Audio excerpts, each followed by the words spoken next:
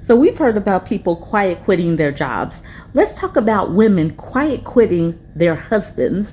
So this is an article from The Cut. It came out last week.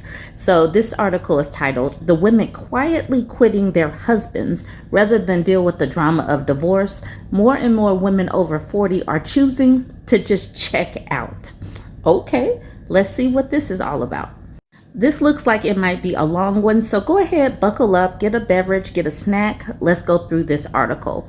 So this says, "My mother is a loud woman. She likes to tell jokes, wears the kind of statement jewelry that you can spot from a block away. But during the tumultuous 25 years she was married to my father, she often kept her mouth shut, literally. I didn't speak to him for an entire year when you were kids," she told me once, shaking her head. "One day he finally asked me, 'Is there a problem?' Clearly there were lots of problems. Growing up, I watched as my mother detached more and more from my father, emotionally and physically. She stopped watching movies with him. She slept in the guest room. She glared at the back of his head from her place at the stove. Did I make the right decision? In retrospect, no," she says now. "I didn't have options like women do today. At the time, it felt like that was all I could do." That was 40 years ago, back in the 80s, when the divorce rate in the United States was actually at a historic annual high of around 20 divorces for every 1,000 married women. My mother eventually divorced my father in 1990. Now, that rate sits near 14. Still, at parties, I hear women hiss their contempt for their selfish spouses. One middle-aged friend without kids in a decade-old dented marriage recently told me she now only travels solo to take much-needed vacations from my annoying husband. Another moved into her daughter's bedroom as soon as their teen left for college. I can watch old episodes of Broad City. He can look at corn or whatever he does," she said of her husband. She sounded more than fine with the arrangement, even gleeful. Are women in midlife still doing what my mother once did? Let's call it subconsciously uncoupling and sticking it out. Subconsciously uncoupling. All right, let's continue. Like I said, this sounds like this is going to be very interesting. If you ask the dozens of women, as well as couples therapists, a handful of husbands, a founder of a support group for anxious men and marriages, a co-founder of a writing workshop for women contemplating divorce, and a divorce attorney I spoke to for this story, the answer is yes. It's worth noting that none of the current and former marriages discussed here dealt with physical abuse or DV, per my sources, and it seems unhappy people are hanging in way longer. The most obvious speed bump to divorce, dividing the financial assets, didn't come up nearly as much as I anticipated. Instead, women bemoaned how annoyingly inconvenient a breakup would be. I mean, "We finally renovated the kitchen," or the interpersonal blowback they figured that would follow. "My mom says I should just suck it up and stay like she does," one friend confided. Some women told me that they would hit the road once the kids left the nest. One says she was hyping boarding school in Massachusetts to her only preteen son so she could Thelma and Louise it with her divorced friend. One commonality did stand out starkly in my cishet cohort: age. That more and more married couples in midlife are actually calling it quits isn't exactly a new trend. In 1990, the divorce rate was 3.9 divorces per 1,000 married women who were over 50. By 2008, the divorce rate for this group had risen to 11. In 2023, the divorce rate stabilized among older adults at 10.3. This aligns perhaps with other cultural trends for women over 40. We're not lying about our age anymore or letting doctors dismiss our perimenopause symptoms as hysteria. What is sort of new is the normalization of settling for being utterly dissatisfied. Isn't everything bad right now? If we're as doomed as the economy, the climate, and our attention spans, what does it even matter, right? Last November, a BuzzFeed headline earnestly stated, 25 unhappily people are sharing why they'll never get a divorce. And it's genuinely heart-wrenching. More than a few women told me they're too busy to even wrap their minds around separating. I barely have time to talk to you about how I'm quietly quitting my marriage. Planning a divorce right now is out of the question, says one woman who is striving to make partner at a venture capital firm. Right now, it's much easier for a person to say, I'm quietly quitting my marriage because there's language for what they're doing, says Boston based psychologist Kathy McMahon, who founded Couples Therapy Inc. But I would argue there were many, many women in their 60s, 50s, 40s, and before who would just shut up, became emotionally alienated, and only had sex with their husbands when they had to. This is not new. I remember when my mom stopped talking to my dad. At the dinner table, refusing to address him, she would nudge me and point at the peppermill if it was near his plate. Mom wants to know if you need anything dry cleaned for next week. I would ask my father on Saturday morning during that one-sided stalemate. He would hand me his balled up suits, but suspected nothing. Even at age 10, I recognized my mom's rage. I saw it in her narrow jade green eyes. I tasted it in her chicken cacciatore. Now, more than 4 decades later, I am my mother, staring down the barrel of 20 years of marriage. But my husband deals with the dry cleaning, and we have never ignored each other for more than an hour or two. When we first got together in our mid-30s, we had a shared vision for our future that included children, a home, and stability. Have we achieved those goals? Somewhat. We have a 14-year-old daughter and a charming house in Los Angeles, but we're both screenwriters and our finances fluctuate more than our teenagers' mood. While reporting this story, I asked my husband if he ever considered leaving me.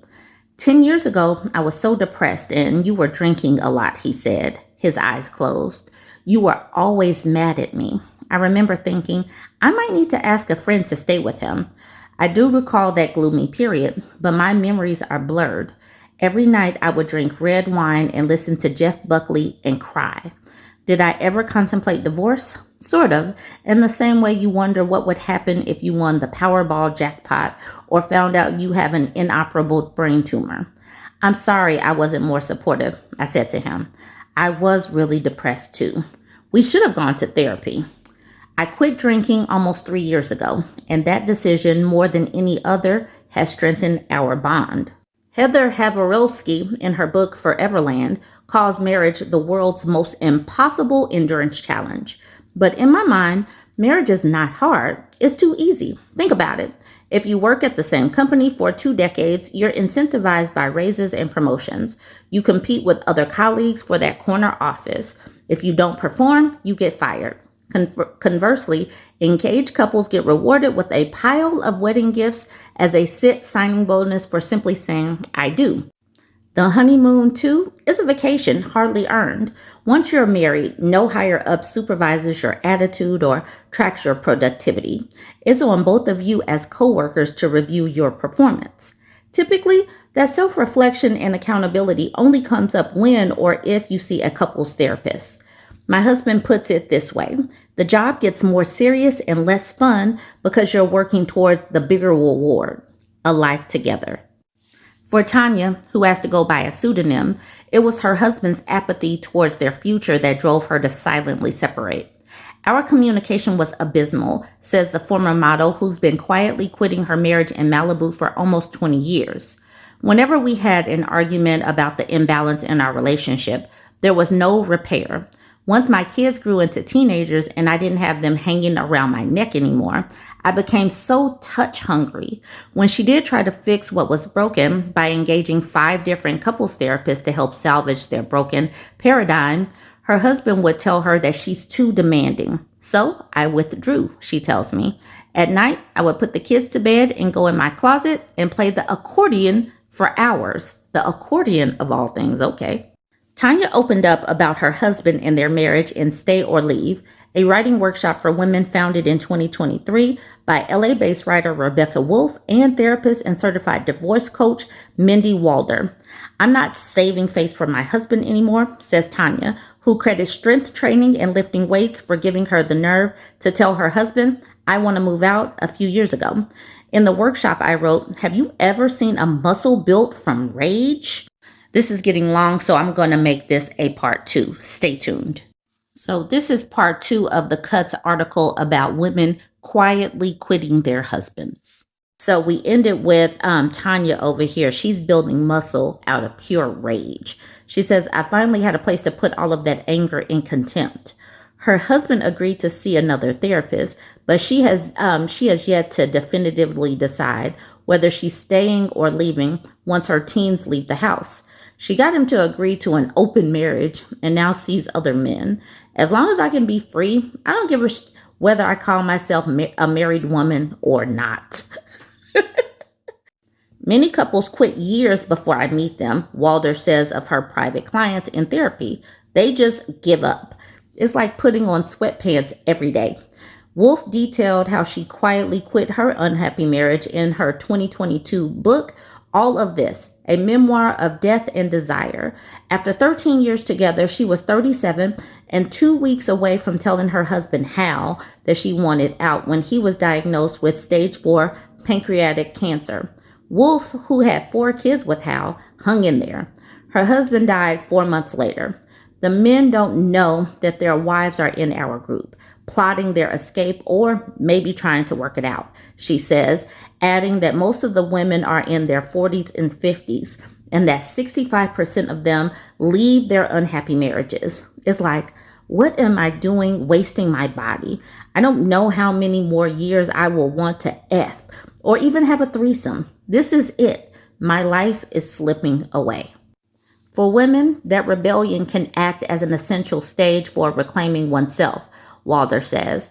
But when it becomes the resting place, the internal split of being 2 people, one in the home, one outside the home, becomes a huge mental and emotional burden. One woman I spoke with, an entertainment industry executive who we'll call Kate, endured a dismal 2-decade marriage to an aspiring musician and blames that burden for her health setbacks. I would cry every morning on the way to work and think, I have to make a change. I will not get cancer over this marriage, she tells me. Shortly before she finally filed for divorce last year, however, she was diagnosed with Parkinson's disease. Weirdly, it doesn't surprise her. I believe with all my being that I got my diagnosis from the stress of lying to myself and pretending we had the perfect marriage and family. We can all agree that middle age is fraught with acceptance. Jeans suddenly won't budge past your hips. Fine, whatever. That dashed dream of writing a novel before you turn 50 added to the F it bucket. Our jawlines soften to jowls. Our parents die. Our friends call us to whisper, I have breast cancer. Our relationships gather dust too. As a midlife influencer who leads weekend retreats for women over 40, I always say acceptance is not defeat. It can be the first step to change. It can even be the change. One woman, who I'll call Blair, believes going zombie in her marriage a year ago changed her life for the better. I lowered my overall expectations, which lowered my disappointment in my husband and in myself, she says. Blair, who has no children, shares a fancy condo and 2 rescue dogs in New Jersey with her husband of 12 years, told me she has redirected all that effort and energy into work and her favorite female friendships. It freed me up to learn how to make jewelry too. Why not just leave and start over? Who says I'm not starting over in my own mind, she says. It's sort of like I'm single again, but not struggling paycheck to paycheck or worrying about being single. The fact that she says she lowered her expectations, that just made me kind of laugh on the inside. Blair is not an outlier. A handful of women and one husband echoed her philosophy in their own marriages.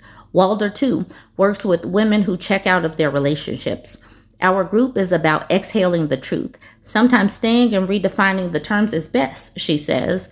In her private practice, she sometimes sees men draw up a new unspoken contract, like he or she commits to accepting the marriage and their partner as is, and stops looking for the other to meet their expectations. If both partners co-sign on mutual detachment and a new world order, even better.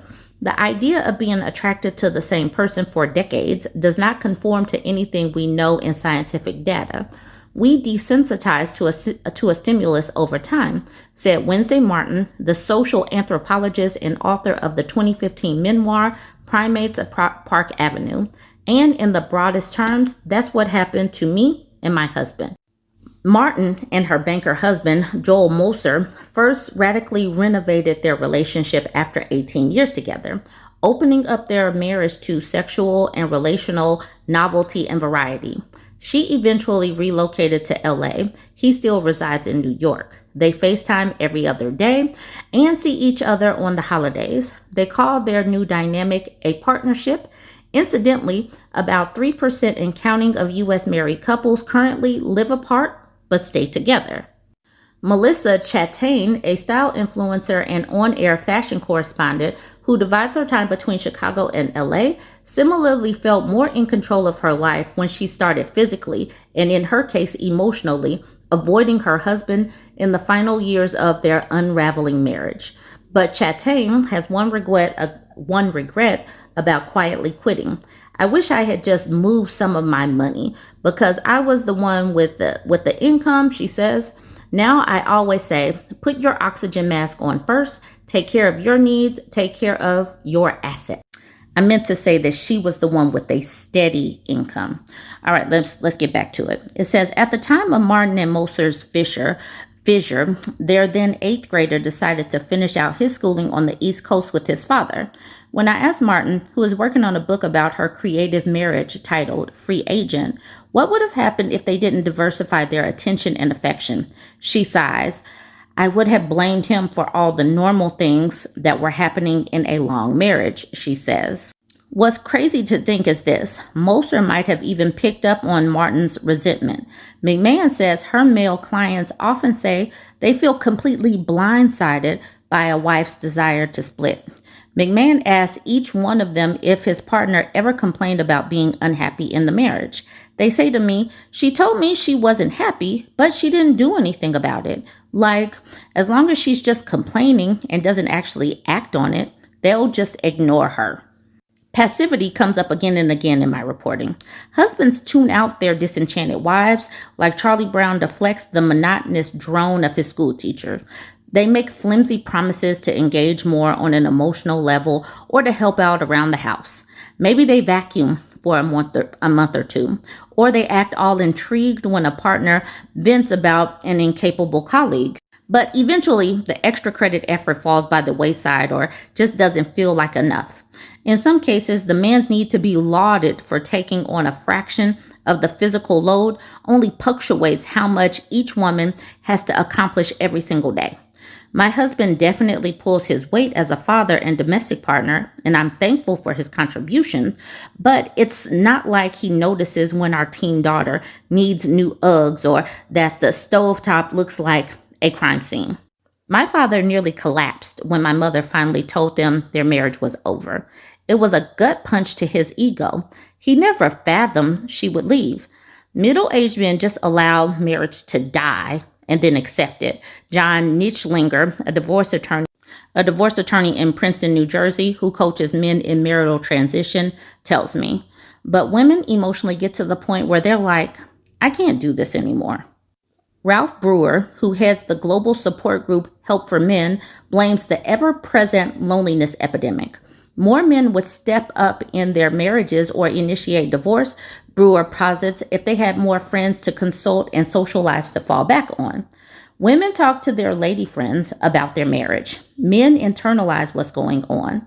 Maybe his wife doesn't touch him anymore, so he turns to the internet and gets fed a bunch of misogynistic stuff like men are kings and should be worshipped, he says. It's our instinct to build community and share resources that makes us better equipped to survive and even thrive in tough times. And yes, I think the same can be said of a dystopian marriage. Starving wives explore their vulnerabilities with other women. They swap horror stories. They share endurance tips. Maybe they encourage each other to leave or hang in there and disengage. Men just die on the inside. Unlike my mom, I am not quietly quitting my marriage. Neither am I, says my husband, But don't we all stop trying so hard to some degree? After years and years together, we make concessions, even if we know we're right. We accommodate silly wants and petty needs. We accept less passion and more boredom, just as we accept our aging joints and indigestion. Maybe couples aren't at fault here. Maybe it's traditional marriage that is quitting itself as more and more of us in midlife redefine the job description or give notice. Or perhaps the real answer is the obvious one. Wives and husbands need to talk more, my mother says when I ask her what she wishes she had done differently with my father. I'm sorry I didn't do that with your father. We never shared our true feelings. Man, this was a good article. I really like this. I really think that this is where a lot of women are, especially in this economy, because we know that things are hard. And I know that it's easy for people that are reading these stories or watching these videos to say stuff like, just leave. But let's be real. People still want to have a place to live, food to eat, keep their jobs, all of that. So sometimes compartmentalizing their feelings, this was what works best for them. All right, I thought that was interesting, but I do want you to chime in and let me know your thoughts. Don't forget to like, comment, and share. And I'm pushing towards 100,000 over on my YouTube channel. Go ahead and give me a subscribe. Go ahead and follow.